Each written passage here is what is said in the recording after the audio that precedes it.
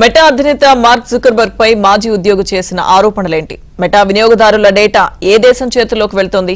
X employee వ్యాఖ్యలకు meta ఇచ్చిన reply ఏంటి?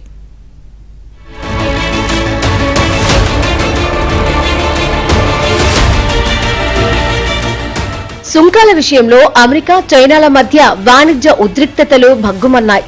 ఈ పరిణామాల వేళ ఫేస్బుక్ మాతృక సంస్థ మెటా అధినేత మార్క్ జుకర్బర్గ్ పై సంచలన ఆరోపణలు వచ్చాయి. మార్క్ జుకర్బర్గ్ బీజింగ్ తో చేతులు కలిపి అమెరికా జాతీయ భద్రతకు రాజీ పడ్డారని మాజీ ఉద్యోగి తీవ్ర ఆరోపణలు చేశారు. అమెరికన్లతో సహా మెటా వినియోగదారుల డేటా చైనీస్ కమ్యూనిస్టు పార్టీ చేతుల్లోకి వెళ్తోందని ఆరోపించారు.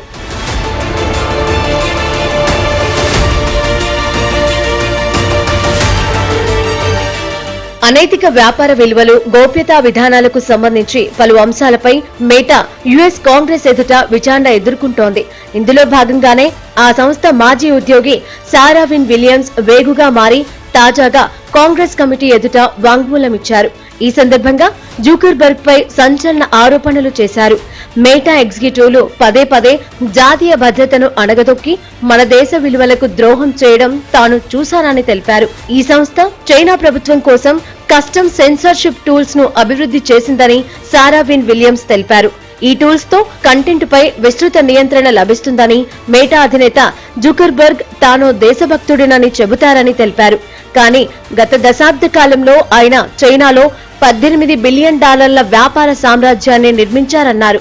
ఇప్పుడు బీజింగ్ లో తన వ్యాపార ఉనికిని మరింతగా పెంచుకునేందుకు కమ్యూనిస్టు పార్టీతో స్నేహ సంబంధాన్ని మరింత బలపరుచుకుంటున్నారని, అమెరికన్లు సహా మెటా యూజర్ల డేటాను చైనా ప్రభుత్వం తెలుసుకునేలా మెటా ఎగ్జిక్యూటివ్లు నిర్ణయాలు తీసుకుంటున్నారు అని సారా విలియమ్స్ ఆరోపించారు.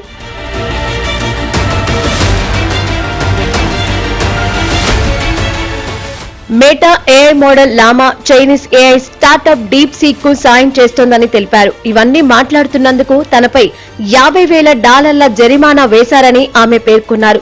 ఈ ఆరోపణలను మెటా తీవ్రంగా ఖండించింది. సారా వ్యాఖ్యలు వాస్తవ దూరమని, ఆధారాలు లేకుండా తప్పుడు ఆరోపణలు చేస్తున్నారని ఆగ్రహం వ్యక్తం చేశారు. ఇక ఆమెకు విధించిన జరిమానా కాంగ్రెస్ ఎదుట వాంగ్మూలం ఇచ్చినందుకు కాదని, ఉద్యోగం వీడేందుకు ఉన్న ఒప్పందాలను ఉల్లంఘించినందుకు విధించామన్నారు. ఇక చైనాలో ఇప్పటి వరకు మెటా ఎలాంటి సేవలు అందించడం లేదని సంస్థ అధికార ప్రతినిధి ర్యాన్ డేనియల్ వెల్లడించారు.